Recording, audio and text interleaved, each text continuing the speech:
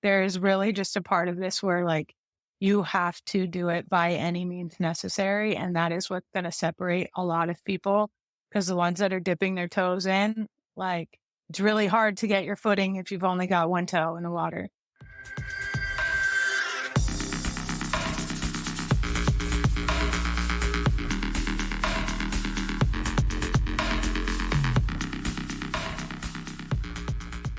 What's up, everybody? Welcome to the Headliner Mindset Podcast. Today's guest is an artist manager who works with some of the biggest names in dance music, including the Grammy-nominated duo Side Piece, Nitti, and my man Henry Fong. Her company, Midas Touch Management, is on a mission to help artists turn their daydream into a day job. And by the looks of it, they're doing pretty damn well. This is Corynne Burrows. Hello, everyone. Hi, Nick. Thanks for having me. Yeah, thank you so much for being here. I'm really excited. You know, I had the pleasure of meeting Henry Fong through this podcast, pretty early on, right when I started. I had never met him before, and he's since become like such a great friend. He's an amazing person, and I know he's one of the artists that is on your roster. So I'm very excited to meet the woman behind the magic today. Well, I appreciate it. Henry has nothing but the nicest things to say about you, and I'm glad we could follow up with this. Yeah, he's a good dude. Everyone definitely go check out that episode, a very, very fun one. But yeah, as far as this episode, we have a real life artist manager here with us. And so first off, tell me who else is on the roster over at Midas Touch. Yeah, so I have Side Piece, Mitti, Say My Nitti, Henry, Miles O'Neill, Freak On, FOMO, On One, Pickup Lines. I've got them all on the board. Yeah, there's 9 of them. So there's a lot. You have a stacked roster over there. Specifically curated, but yeah, everybody that we work with is very talented, smart, humble, just good people.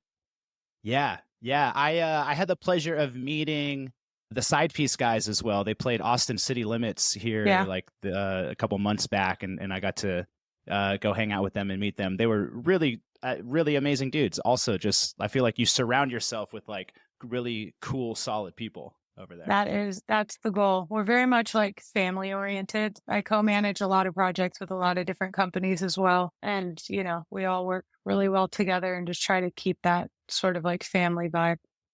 Yeah, I love it. What I also love is your mission statement. Part of your mission is giving artists a real shot at turning their daydream into their day job. Yeah. And I feel like that's such a great topic for conversation for us to dive into, because that's the question I think everybody's asking. How do I make this my full-time career? How do I take this from just being this cool, fun thing that I do in my bedroom to actually getting out there and having this become my career and making money and getting to, you know, play the shows and do all of that. So that's what I'd really love to dive into with you today.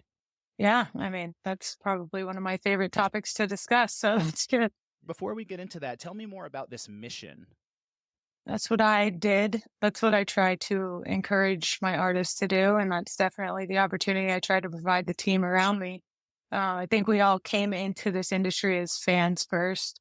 You know, I started as just like somebody who's going to shows and then wanted to be involved. So started promoting and, you know, kind of went through that whole chain of command to the point that I'm at now. And it definitely requires a lot of perseverance and connections and just willingness to do what needs to be done by any means necessary for a very long period of time. But once you're doing all of that and you have the right pieces in place, when that opportunity presents itself and you can take advantage of it, then, you know, you really do like turn a corner. What has kept you going? Because I know being an artist manager isn't easy either. Like being an artist isn't easy, you know, but being a manager is not easy either. As you said, it takes a lot of perseverance. Like what has really kept you going and kept you in the game?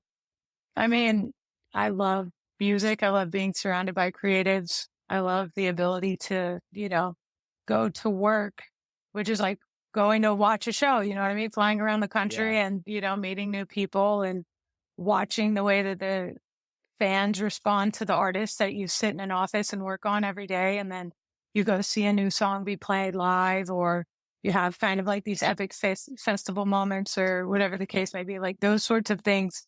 I think you can't find, or it's very difficult to find in most other jobs. And so, like, I think if all else fails, I know I can always go back to a regular 9 to 5. Yeah. But until then, I'm just going to give it everything I've got. Yeah. I love that you said that because that was the same thing that really encouraged me to get into the music business as well. Because I started at like a financial advising job, like right out of college. I was like, all Yeah, I right, worked at a this is, bank too. yeah, like this is what you do after school. You go get a Yes, fucking bank job, you go get a normal exactly. job. And then that was the same thought I had. I was like, this industry is not going anywhere. Like financial advising firms are still going to be here when I'm 30. They're still going to For be here sure. when I'm 40. Yeah, So let's just shoot our damn shot while we're kind of young and go for it. exactly. And it's like you can always go get that banking job later. Was there ever a moment that you were second guessing and doubting, like, I don't know if I want to do this shit anymore? Oh, for sure. I mean, it wasn't a matter of whether I wanted to do it. It was just, am I going to be able to do it? Like I said, I was working at the bank for many years and just kind of balancing working a full-time job at the bank and then having my promotions company, which then started turning more into a management company. And I just decided I was going to cash in my 401k and sell everything I had and move to California and really give it my best effort. And I had what I thought was a lot of savings, but turned out to be essentially no savings when moving to California. And Yeah. yeah, I blew through that in a couple of months and hadn't found a secure job. And I remember calling my mom and being like, I might have to come home. Like, I need to know that if I need to come home, that I can. Said, of course. And that was on the way to the meeting that I had with Paul Campbell, who was my boss for a very long time over at New Management, to be his personal assistant is how it started. And I went to that meeting and I called her after and I was like, I think this meeting just changed my life. And, Yeah. you know, Yeah. many years later, still haven't moved home. I think that's such a necessary part of the process is you gotta go all in. You gotta put all your Yeah, fucking chips in, right? Like that is, I think, the headliner mindset. It can't be like, oh, exactly. I'm gonna kind of try this out and see it if it works. It's got to be like, yo, Yeah. I'm gonna cash in my 401k. I'm gonna go all in. And I Yeah. think when you do, it's like the universe sees you. You know, the universe is like, okay, this motherfucker's serious, so Yeah. let's throw him a bone. Let's set that meeting up for them. Like that's where the Exactly. synchronicities and the miracles just kind of start to happen, but they don't happen when you're like dipping your toe in, right? Exactly. Yeah. Yeah, yeah, I love that. So, okay, let's talk about what do you really do as a manager? What's your day to day? Because I think a lot of people think they want a manager, they think they need a manager, but what does a manager actually do? So, I mean, my position now where I'm at is a bit different than when I was just solely managing because I am the CEO of a management company. So that comes with a whole lot of roles and responsibilities that I wasn't even aware of when I Yeah, decided to start my own management company. But on a management aspect as a whole, like what I'm doing is I'm overseeing everything that's happening around the artists on the business side of things. I'm making sure that they have a proper team around them to go execute the various things that they need. Relationship building is definitely a big part of it. Brand strategy, touring strategy. We do a little bit of A&Ring, but I have been blessed in the fact that I would say actually all of my artists have a really good understanding of what their sound is. And so it's just more so, do we think that this is a hit and it's worth continuing on, or is this something that we potentially look at a collaborator, or is this something that maybe we just revisit later? But yeah, we're really like my management company is basically a one-stop shop. That's the way that I've kind of tried to build it. So the artist can just focus on their art and everything else they can come to us for, or we can go outsource if we need to. mm, yeah. What a dream to be able to just only be able to focus on making art and not have to be doing everything else by yourself, Yeah. right? I think that's the dream for a lot of artists. And so I do want to get into, like the actual strategies that you use to help artists get to that next level, to turn that daydream into the day job. Yeah. But before we get there, I think both you and I know it's it's about more than just the music and the marketing and the branding.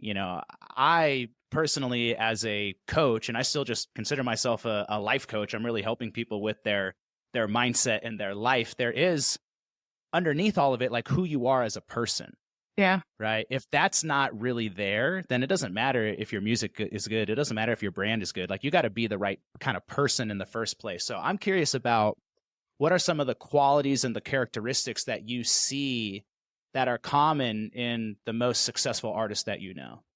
It kind of differs because I think that a lot of different artists bring a lot of different things to the table. There's some artists that are just so uniquely themselves, they're impossible to ignore, right? And then there's Hmm. other artists that have this mystique about them where you just need to know more, and maybe that information's not readily available. But at the end of the day, there has to be some sort of magnetism of you feel attracted to the person in a sense of like you're invested in them in some sort of way and you want to Yeah. find out, what's next for them. Yeah. What is it that you think makes them attractive? Like, is it confidence? Is that, I feel like that's got to be maybe like an ingredient in the recipe, like what's that thing that makes somebody, there's like that it factor, right? For That they sure. have, and you just kind of know like this person is a star. What is that? What's the rest? What are the ingredients Oh that are part man. of that? There's a lot. I would say confidence is definitely one of them, but not so much confidence to the point of ego, but just Yeah. like a genuine, like I'm confident. I know who I am as a person. I feel proud of my art. A drive. Like there's really just a part of this where like you have to do it by any means necessary. And that is what's going to separate a lot of people because the ones that are dipping their toes in, like you're just, it's really hard to get your footing if you've only got one toe in the water. Uh, Yeah, well said. um, Definitely people who are, willing to go create connections for themselves, like not so reliant on other people. I think that there's a lot of artists who think if they lock themselves in the bedroom and just create the best art in the entire world, that will eventually get them to where they want to be. And the reality of the scenario is nowadays, like your network is equally as important as the art, and so is the way that you market it. And it's kind of Yeah. that three-headed beast that's going to help you rise above the noise. So I have a bit of a framework that I actually developed as once I started this podcast and I started talking to guys like Henry Fong and guests and industry people. And I just recognized a little bit of a pattern and what I call like the really 5 pillars to artistic success. And the Yeah. first one that I put down is the mindset piece of like, yeah, Yeah. you got to be confident. You got to be driven. I like that you said like, this is something you have to do, Yeah. right? Not something you want to do. It's Mm. like when you have that deeper level of drive, like I have to do this and I have no fucking choice, Yeah. It's your soul So drive. yeah, like this is why I'm here. This is why Yeah. I was born. I have no choice but to create and do this thing, right? So that's what I put in that first kind of stage is the mindset. And then there's the music. Obviously, you have to have great music. You have to have a great brand, which is the Yeah. third. Have good marketing, which is number 4, and then also have really good networking, which is number 5. Is there anything else that you would add to that? I would say the connection to the fans. Like, I think that people, like, oftentimes are so focused on, I'm going to create the art that I want to create and I'm going to put it into the world, and whoever likes it, and whoever doesn't matter. And the reality of the scenario is there's going to be fans for anything, but are you going out of your way to curate a relationship with them? Are you giving back to the fans as much as they're giving you? Because the fans are the one that pays everybody's bills at the end of the day. They're the one streaming your music. They're the one buying tickets to the shows. They're the one, buying your merch or subscribing to your Yeah. Patreon or doing any of these other things. So I think a lot of times the fans get slighted in the fact of like, the artist is so focused on what it is that they want to do. But you look at people like Taylor Swift, who are now the most powerful people in the entire music industry. And that's because her fans ride for her because she gives Yeah. back to her fans. And like without that, like cult following is, I guess, a good way to put it. There's a distinct separation between artists who are good and artists that could be great. Yeah. Yeah, well said. So what is it that helps an artist really create that deeper level of connection and fan loyalty and cult following? I mean, it's definitely like effort, but just even I think a lot of fans will wait around after shows for pictures, right? Fans will DM you, they will comment you. Some send fan letters. I don't think that that's as relevant as it used to be, but that is the DMs nowadays, Yeah. right? Yeah. So just having like, you're going to sit on your phone and scroll through social media for however many hours anybody's willing to admit that they do that these days. Like, go in your DMs and respond to the fans or respond to comments or go live and have a conversation with your fans. Be willing to hang out after shows and take pictures with anybody that's willing to hang out after the show to take a picture with you. What takes you 5 minutes could literally change somebody's life. Oh, do you remember getting like your first tweet liked by one of your favorite artists? Or like even 100% like I a do. reply, like, oh Yeah. my God, they liked my Yeah. tweet. Like, Yeah. how good did that feel? Right? We got to It's the remember best that. feeling in the entire world. And I think that so many, artists nowadays were those fans, right? And that's something that I Yeah. try to impress on my artists is what would you have wanted your favorite artist to do for you? Mm, Do that for your fans, whatever that is. yeah. Yeah. It's really cool. What else is it about artists on the personality and mindset side that really makes them successful? I mean, yeah, going back to the confidence piece, it's just the way that they carry themselves, the way that they speak, the way that you dress, the way that you're presenting yourself to the world. And that comes in a lot of different facets, right? I think that the art that you create is obviously very important. Yeah. But it's really hard to tell what individual things will make an artist stand out because I feel like it's so different for everybody.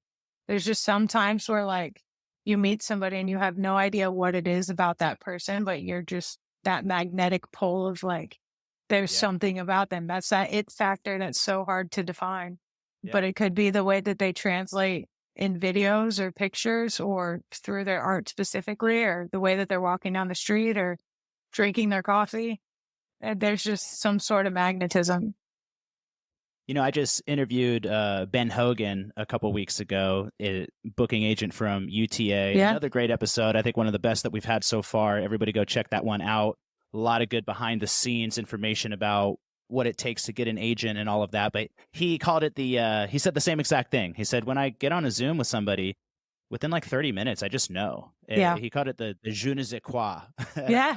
I had to Google The that je to ne sais figure out what quoi. that was. Exactly. Yeah. Yeah. But it's like that kind of that X factor.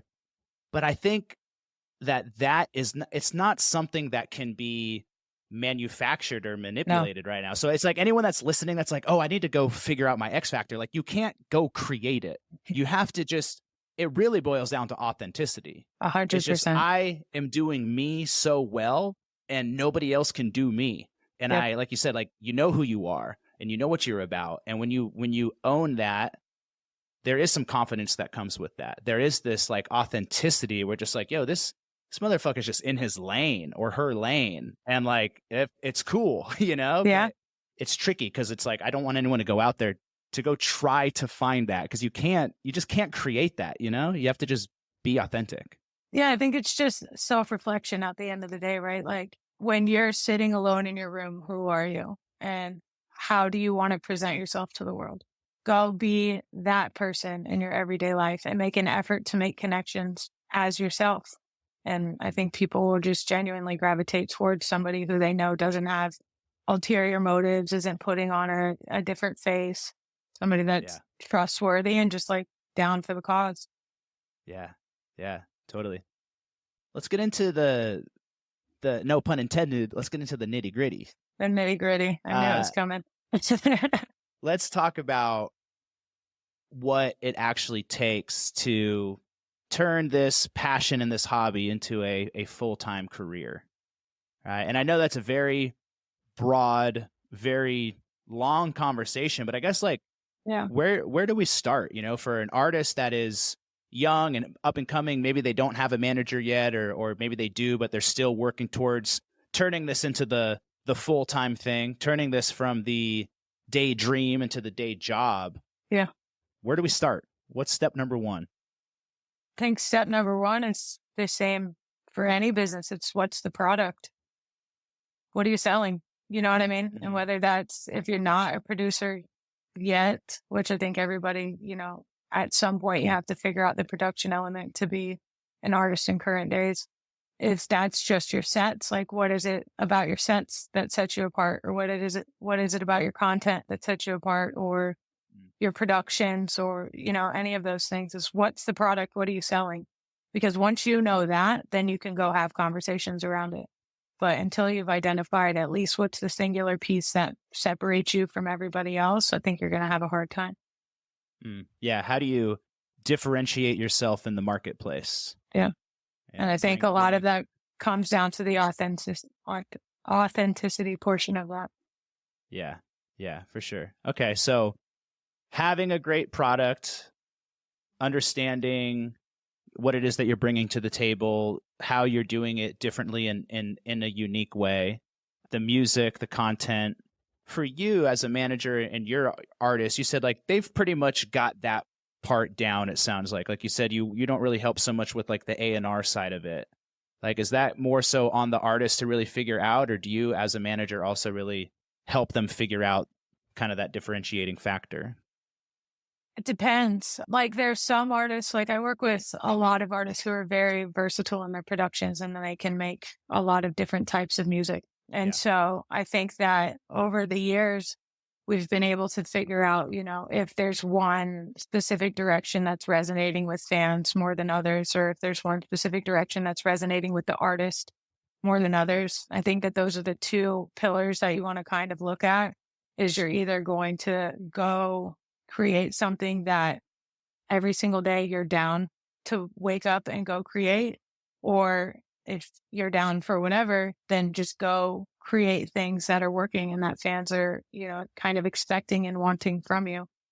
So once you've identified one of those two things, and it becomes easy.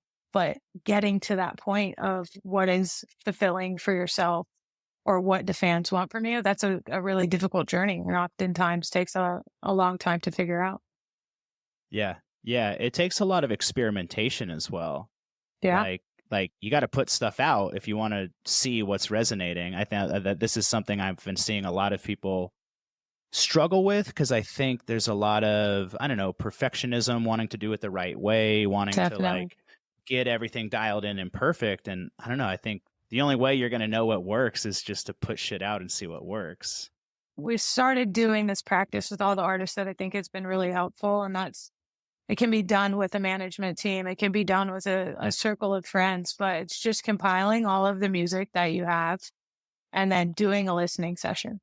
We created this spreadsheet and everybody just kind of, you know, rank. I don't want to say ranks, but kind of says like, these are the songs that really stand out. These are the ones I don't think are quite there yet. These are the ones that, we could do without.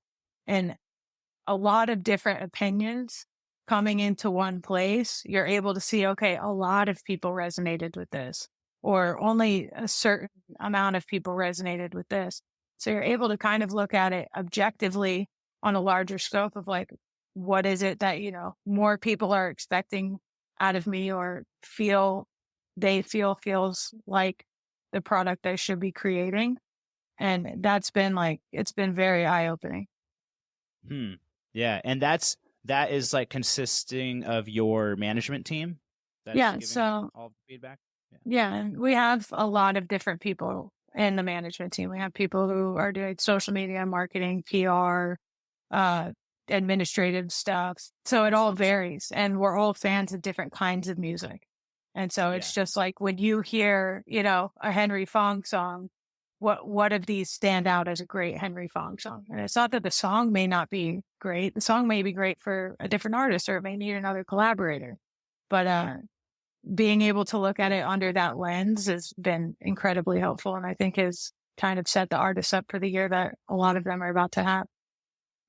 Love that. So having kind of an inner circle that can Yeah. give some real feedback, right? That can And be also friends, family, girlfriends, whomever. I was yeah, I was gonna say having some diversity in that feedback too. Maybe don't send it to your 5 house music DJ friends Exactly. that only Yeah. make house music, but like have some different flavors in there too. Yeah. That Yeah. part is very important because otherwise you're going to have a biased survey, so to speak. Hmm. Yeah. Love that. Yeah. We used to always call that like the girlfriend test, where it was Mm-hmm. like we'd have like a girlfriend that wasn't really in the scene, Yeah, but if she would like be into the song, we're like, oh, that's a good sign, that like even kind exactly. of non-EDM friends are gonna like this. So hey, what's up, you guys? This is Nick, and if you are looking to find that inner circle of people to get feedback from on your music, I've got the perfect opportunity for you. You've probably heard me dropping hints about this, but we are officially launching the Headliner Mindset Coaching Group in 2 weeks on Monday, February 26th. Let's go, baby. I know that the artist path can be lonely, especially as a music producer, spending countless hours in your bedroom, hitting creative blocks, losing motivation, and trying to figure out how this crazy-ass music business works. But the cool thing is, you don't have to do this alone. I've put together an 8-week program where I will personally be coaching a small group of 10 artists to help you get your life, your mindset, your productivity, and your music dialed in. Each week we'll have video lessons, exercises, challenges, and not one, but 2 coaching calls every single week where you can ask questions and get support. We're also going to have monthly guest speakers. Some of my artists and industry friends are going to come through. And the best part is once you go through these 8 weeks, you will get access to the coaching calls and also our private Discord forever, because this really is a community here that I am building.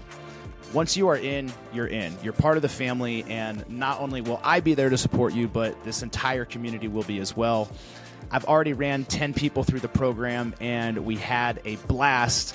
Seriously, there were countless breakthroughs. Everybody leveled up, and I am just honestly so excited to launch this next round. So if you're interested, shoot me a message on Instagram. We're already about halfway full, and I expect these last few spots to fill up pretty quick. So hit me up. And as I always say, let's fucking go. Cool. Okay, so getting that product really dialed in. Okay, so once you have the product, then what? Where do we go from there? Well, then you got to identify who you're selling it to and how you're packaging it. And so those are 2 separate lanes that kind of, I think, who you're selling it to is more important than how you package it, because who you're selling it to will determine how you package it, so to speak. So figuring out who are the people, what is my lane? Who are other artists in this specific lane? What, where are their fan bases from? Like there's a huge dubstep community in the Midwest. And, that house scene in Miami is completely different than it is in a lot of other places. So just being aware of, who your competitors are, so to speak. I like to think of them more as collaborators, and that's just room for opportunity. How have they become successful? Who's resonating with what they're creating? And that'll kind of tell you at least who you're going to go sell their product to. And you just figure out how to package it in a way that feels good to you Yeah. and that they will receive well. Can you give me an example of identifying, really we're talking about like identifying your target market, right? Yeah, Just to use exactly. business terms. So can we go a little bit deeper into that? Like, because I think this is something that a lot of artists really don't think about. I think it's a good thing to touch on is like, I think a lot of artists are like, oh, I made a track, I'm going to just go throw it out there and hopefully people listen to it and like it. Right. Right. But what you're talking about is really identifying like who are the people that are actually really going to be into this. Yeah. Right. Like who are your people? Who are your potential fans, your target market? How do we identify them? How do we find those people in the first place? So we have another practice where we do like artist associations, where it's like, would you be willing to go tour with this person? Would you be willing to create music with this person? And so that kind of gives you a general outline of the direction that you're going, right? Is looking at your peers and figuring out who aligns. Like, even if it's not a direct correlation, could you do something cool together? Because then you're going to have kind of those outlier markets, the more gray area that you could potentially bring in. So once you figure out, there's genres and artists out there in every capacity. So just figuring out, where your home base is. We pulled together a list of 200 different artists and dove into their social media and their branding and their Spotify and listened to their mixes. And, is this somebody that would go play my song? Hmm. Send them the song. Is this, or go in their comment section and start talking to their fans. The social media game is so interesting now. Like, you can really access anybody very quickly if you are going to the right places.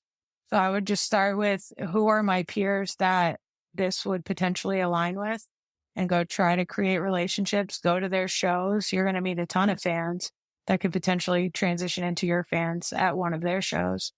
The comment section goes down in the DMs. Like, you definitely find ways to figure it out. So yeah, finding where your people are, who your people are, looking at the fan bases of other artists that are similar to your sound. Obviously, if those people like these artists, they're probably going to like you. Yeah. And then you said packaging the product. So what does packaging mean? I mean, that's where you're going to get into the whole branding side of everything. Your logo, your look, the colors that you're associating with you, what your cover arts look like, the content that you're creating. Used to be music videos, but not so much anymore. More so like short form style of content. But, you can't just throw a song out into the world and assume that, it's just going to go crazy. There is something that it's required to get on the DSPs. You need certain things on social media. There's a whole level of marketing and promotion that, like, you're seeing some of the smallest artists turn into the biggest artists overnight simply because of the way that they were able to package their music. They promoted the same, 8 words of a song for 5 months straight, every single post. And then all of a sudden that song goes #1 and does 40 million streams in a day. It's really interesting time, but packaging is of the utmost importance, I think, right now.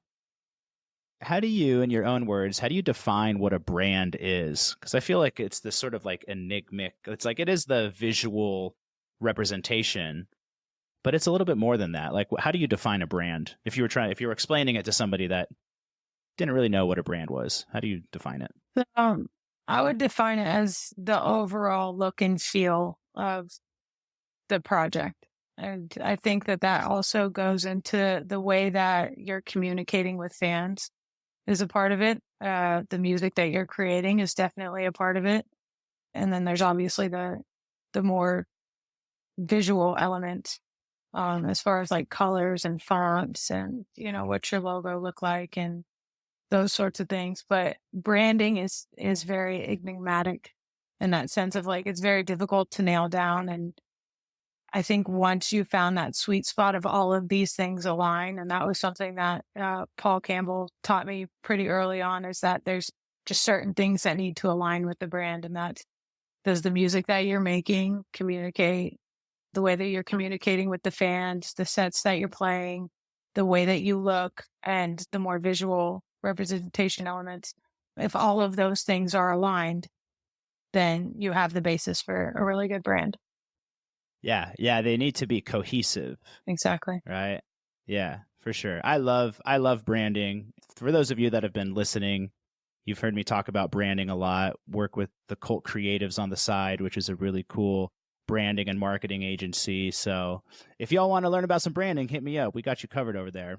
Shout out to Colt. Shout out to Colt. Have you worked with Colt? Yeah, we work with your artists. Yeah, we work with Chris on a couple different projects. Yeah, that's a dude. Oh yeah, all right. We're all family here. Chris was the first DJ I ever managed. Oh really? No way. He introduced me to Icon Collective, where I spent 7 years of my career. So that guy's my fucking brother right there. Amazing. We have an episode as well. Everyone go listen to, if you want to learn more about branding and have a deep dive into that, go listen to the episode with Chris White from the Cult Creatives. This is awesome. We got a client right here on the call right now. Yeah. Let's go. Great stuff. Okay, so we got music dialed in. We got a nice, sexy little package that we're putting this thing in now. It's all cohesive. We're building a really good brand. What do we do next? How do we now start really making progress and building buzz and demand and getting the word out about what we're doing? think once you have those things in place, that's the time that you really want to start putting a team around you, because you can't do everything. And a lot of those things will come by working with other people.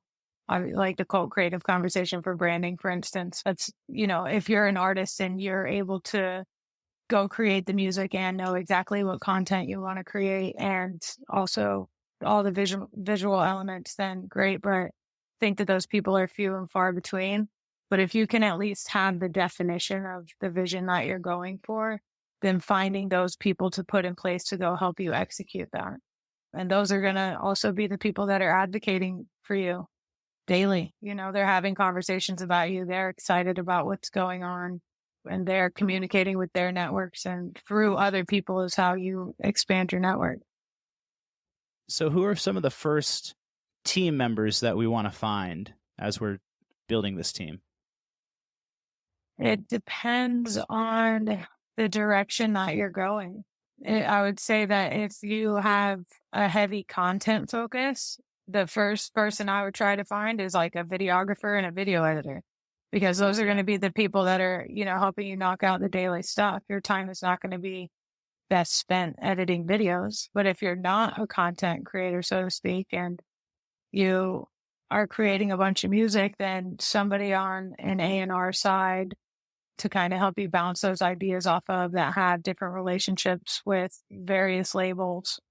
If you're just absolutely crushing your sets, then I would be finding somebody who's very involved with promoters and talent buyers and potential agents. We were able to put together a world tour for Nitti with no agent, based off of, our internal connections. And that was kind of what led to the agency conversation and everything. But that was just a result of, a team of people with a network and us all being really excited about the project and having conversations. So don't think that you can't release music because you're not signed to a label, or you can't go on tour because you don't have an agent, or you can't have a successful career because you don't have a manager.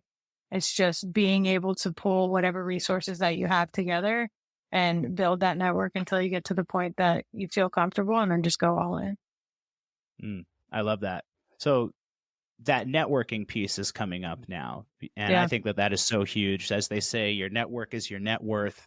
I mean, I moved to LA with like $1,000 and a skateboard, and I knew one person, and had my own office at Capitol Records by the end of the year, purely off of getting out there and fucking shaking hands and building my network. So what are some tips that you have for networking?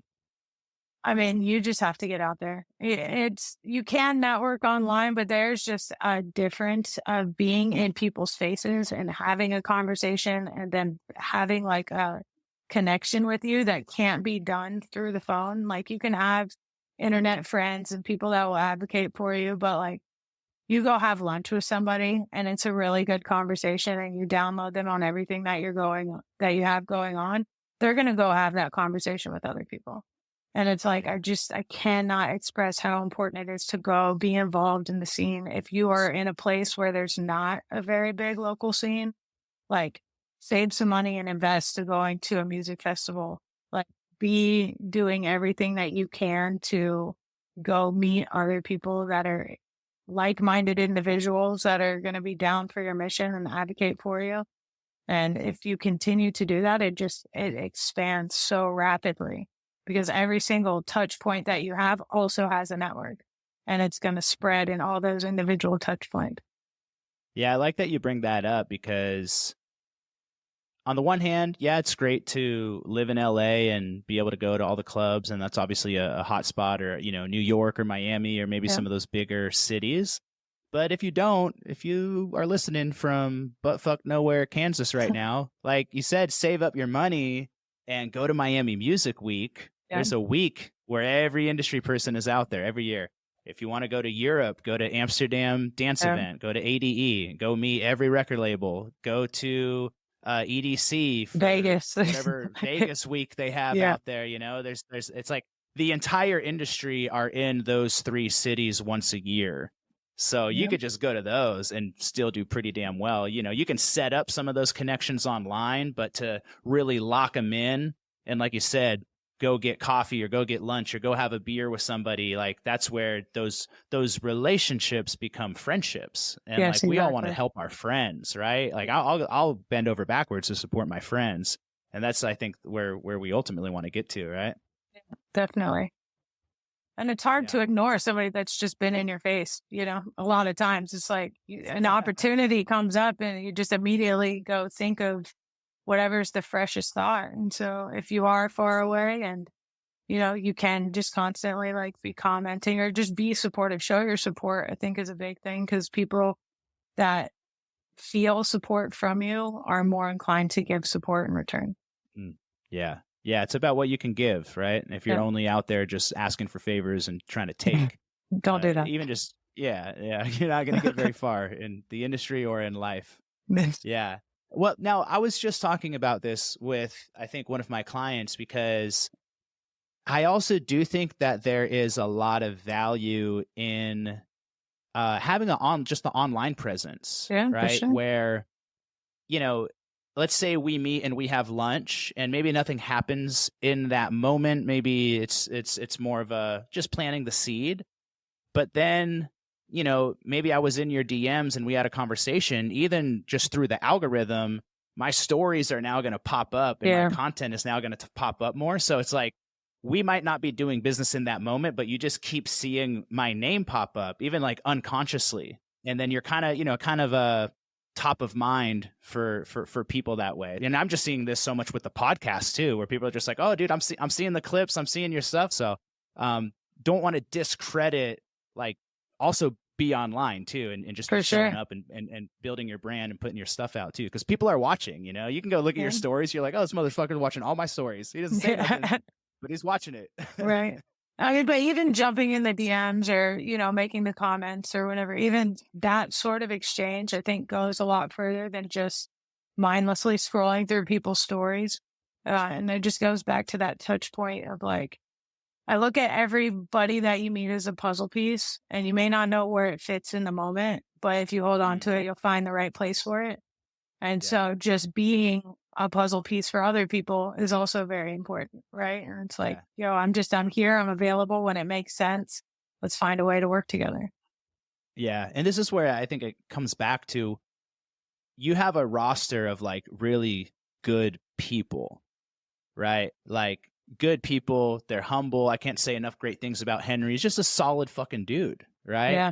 And so just I hate that I even have to say this, but just being a good person It goes a long way. Can get you really far. It goes a long way. And be a person that is of service and just is cool and isn't just there, is contributing and, I don't know, being genuine, being humble, like all that stuff, it goes really far. There's plenty of ego in this industry.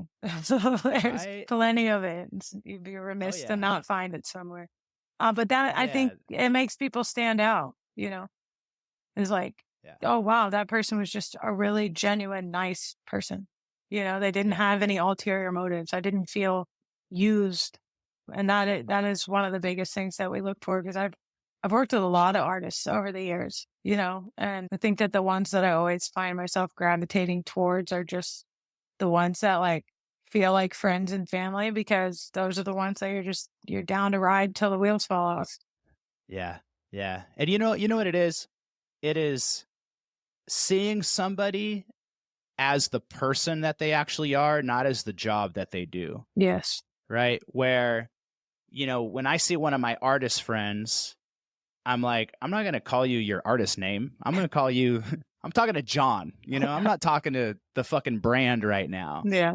We oftentimes don't though, when you're like at a show, you're backstage, it's like all the talk is industry shit. What are you working on? What project's going on? It's like, okay, cool. That's just my job role talking to your job role. Yeah, exactly. But when Nick actually gets to talk to Corynne and we get to have a real human connection, it's wild. But at least from my experience coming up in the industry, it was almost like that was so rare.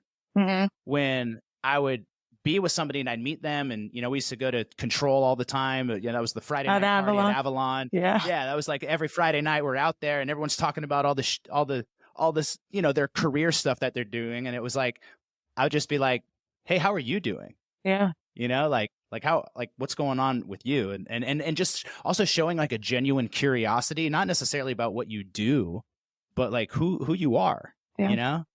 And it's just a different level of, I don't know, like emotional intelligence and just depth that it almost like captures people off guard Well, especially in LA, in because LA for sure. everybody, the first question is, "What do you do?" Just like, Yeah. there's a lot of other questions to ask. I want to know who you are, Yeah, or not how not are what you you? do or how you are. Yeah. Like, Yeah. whoa, what a concept. Yeah, it's wild. I live in Texas now. I'm here. I'm out of the industry. I'm out of LA, and it's like we're in the fucking South, where it's like, Yeah. hey, how you doing? You Yeah, know, like how's it? exactly. People How are wave to you? each other. There's like this southern hospitality. People Yeah. wave. They talk to each other in line and stuff, and it's like just treat each other like humans a little bit Yeah. more than products. You know, Yeah, goes a long way. definitely. Yeah. So I'm really curious about what are some of the challenges that you see artists go through? Artists that are at that level of touring, don't have to drop names, but people on the roster. Because as a manager, I know you're also a bit of a therapist too. That's the role that a lot of managers get to play. Yeah. Is, you know, helping with like the human side of it that we're talking about as well. It's not just about running a business, but as an artist, like you are the business. Yeah. As a life coach and someone that works specifically with artists, I'm always very curious to know like what on the life and human side do you see people get challenged by on their journey with success? I mean, there's obviously like the personal element to it, right? Like friends, family. We're getting older. Like that whole family dynamic is just always going to impact any individual. And I say family loosely, whether that's your closest friends or, your parents or siblings or whoever the case may be. There's just other people that have an impact on your life and that you also want to make sure that you're showing up in their life and retaining those relationships. Mm. So that's always like kind of the push and pull of needing to be on the road so many days a year. And when you're not in the road, you're in the studio. And when you're not in the road or in the studio, you're creating content. It's like, okay, Yeah. well, where does a girlfriend or a wife or, a child or, friends or family or any of those things fit into the equation? And that's definitely, it's hard on the artist for sure because they're being pulled in so many different directions and they are the product at the end of the day. How do you be, so many things to so many people all at once? Yeah. And then the touring obviously is just draining. Yeah. Have you found a solution for that? Is there a way to balance it all? How do you see people doing well with that? I mean, it comes down to scheduling. I think a lot in life can be solved by scheduling. You know what I mean? Like if you're able to Yeah. just specifically dedicate a day towards music and content and, a day for family and relationships and mental health is a huge thing. And then, like 2 or 3 days a week, you're going to be on the road. But making sure that you have time to mentally reset is the single most important thing that any artist can do. And then keeping yourself busy otherwise and making sure kind of like you're checking all of the boxes of the various things that you need to do as an artist, but as a human being as well. Yeah, I think that scheduling piece is important, and then it's also like being 100% in on whatever it is that you're Yeah. doing. You know, a trap that I see people fall into a lot is maybe they're working on music or they should be working on music, but then they're feeling guilty about not being with their partner. Hmm. So they're not actually really fully 100% Yeah. in on the music and like the task at hand. And then let's say then it's the next day and it's like, okay, now it's the time to spend with my partner. But then they're thinking about the studio and being like, oh, Exactly. I should be in the studio working on music. So it's like they're not actually 100% present. Like when you're with your partner, be with your partner, be with Yeah. your kids, be with your family. You got to learn how to completely like be 100% present, give it the time and energy that it deserves. But also same thing in the studio. It's like, yo, block out the fucking world, get your shit done, be super focused. Don't be doom scrolling, don't be getting distracted. And easier said than done. Like I'm like nowhere Yeah. close to being efficient at that. You know what I mean? But Yeah. It's definitely it's a learning process, I think, for everybody. But you do bring up the best point of just being totally present in the moment. And I think if subconsciously and also it has been communicated to, to whoever the circle is around you, that this time is specifically dedicated towards whatever, but there is also time that's specifically dedicated towards all of these other needs. And so then there's a sense of security across the board of I don't have to feel guilty because I'm not spending time with my partner, because I will be spending time with my partner, not distracted by anything else at this point in time. And I Yeah. think that there's just a lot of like, you'll find that there's a lot of pushback from, girlfriends want more time or whatever the case may be. But you also have to, this is the time that we have. And like, I'm going to go 100% all in on spending this time with you. But just also respect when I'm in the studio that I have to go 100% in that as well. Yeah, having a partner that understands that is really important. Yeah. Also being able to really, I love that you mentioned just the communication though, just like communicating what the expectations are and what your needs are. Like I Yeah. need to be 100% unplugged and focused, and please understand that, and knowing that this is what you're getting into, and then having those strong boundaries to stay committed to that, and then also having integrity to show up and then be 100% with your partner or your Definitely. family when you say you're going to. Also, you can't be like canceling, they're not going to trust you if you're then bailing and canceling plans and shit. Like you got to Yeah, have that integrity too. So absolutely. yeah. And so then you said, yeah, family challenges, relationship challenges, managing that time, and then also just the challenges of touring. Touring's expensive and it's tiring, and you get these like really strong dopamine hits for a small window of time, and everything else is just it's a lot of work around it, and it takes a specific type of person to be able to tour regularly. It's definitely not cut out for everyone. I've been touring for a long time, and I have seen the people that just absolutely thrive in that space, and I've seen the people where it eats them up and they're not really about it. So I think figuring out if you're that type of artist who is down to be touring all the time, or if you're not, is going to help set you up for the future that you want versus the future that you get. Cause you can be a lot more selective with things and, ask for higher fees and everything else. If you're not down to go tour 3 days a week, 4 weeks out of the month, 12 months out of the year.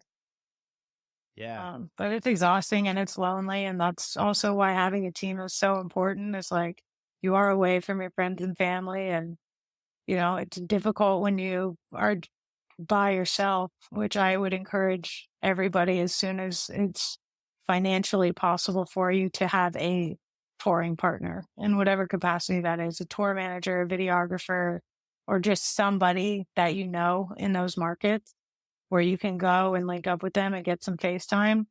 Because when you just show up and you're straight off the plane into the hotel, into the bed to work on music or turn the TV on and then go to the show and come back, it's really difficult mentally. I like that you said to figure out if this is right for you and if you're that type of person, because I really love this quote. I think it was from Stephen Covey's 7 Habits of Highly Effective People.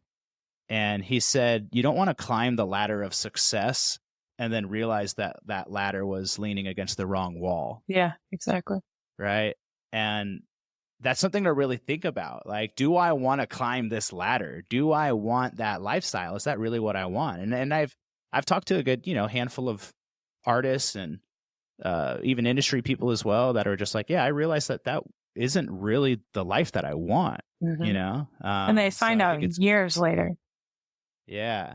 Yeah. So, and that might also be the only way to know is to you go out there and do it, and actually experience it. But it's something to think about too. Like what are you, really being honest and understanding about what that lifestyle entails. I've seen Laid Back Luke has some really good videos on his YouTube channel where he really like peels the curtain back and he's like, hey, like this is what it really looks like to be on the road. And like, this is like the financial breakdown. And this is like what it actually really, really comes with. So I think that's a good Yeah, good thing to think about and a good discussion to open up for sure.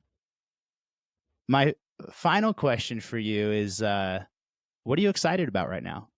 What Oh, are you lit up by and what are you looking forward to?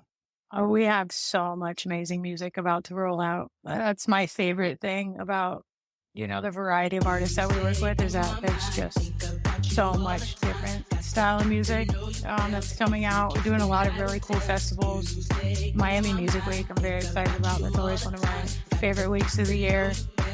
We're doing some curated parties specifically for some of the artists, and we always get a big team house, and everybody flies in and just kind of spend the week together. So that's always a really good bonding time. It's definitely the most. Company retreat. Yeah, exactly. It's very productive and just like, especially with everybody being so widespread. Like I have team members all over the country and in Canada. So for everybody to get together for a week and just go do what everybody loves to do and see the fruit of our labors is Yeah. always awesome. And then Yeah. some tours in the fall and business as usual. Yeah. And for those of you that are just listening on Spotify or Apple or whatever you're listening to, I wish you could see the way that Corynne just lit up and like just smiled so big and got so excited as she was talking about what's coming up and all this music. And I can tell that you are really genuinely passionate about what you do and the people that you work with. And that 100%. that's just really, really cool to see because that's what it's all about. Like, why are we doing this if we don't love it, you know? Yeah, exactly. Yeah. Well, thank you so much for taking the time out of your busy schedule to hang out with us and to, share your insights and your wisdom. It's really great to meet you, not in person, but digitally. We'll get lunch one of these days when I make my way out to LA. But you rock. Thank you so much for being here. Thank you so much for having me. I appreciate it. We'll see you soon.